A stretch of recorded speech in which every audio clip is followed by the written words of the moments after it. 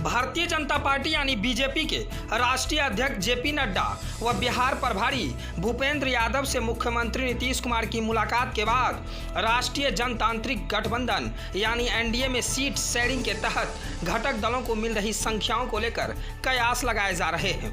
हालांकि इसे लेकर आधिकारिक बयान नहीं आया है। यह चर्चा है कि बीजेपी को इस बार भी जनता दल यूनाइटेड यानी जदयू से कम सीटों से संतोष करना होगा। सीट शेयरिंग के इस फार्मूले के तहत जेडीयू को 119 सीटों तो बीजेपी को 100 सीट मिलेगी। लोक जनशक्ति पार्टी यानी एलजेपी को 24 सीट दी जाएगी। जल्द ही सीट शेयरिंग की आधिकारिक घोषणा भी कर दिया जाएगा। सीटों को लेकर पेच एलजेपी का फंसा हुआ है। एलजेपी के अध्यक्ष चिराग पासवान ने कई बार यह कहा है कि सीटों को लेकर उनके किसी से कोई आधिकारिक बात नहीं हुई है।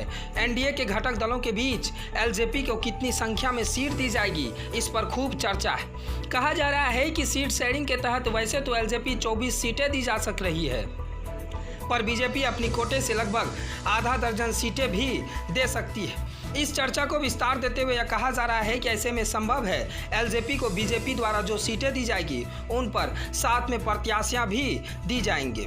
जल्द ही विधान परिषद में एलजेपी का एक और प्रतिनिधित्व दिखेगा। यह चर्चा है कि इस बात को लेकर उच्च स्तर पर सहमति बन गई हो। राज्यपाल द्वारा विधान परिषद की जिन सीटों के लिए मनोनयन हुआ है उनमें एक सीट एलजेपी को भी दी जाए।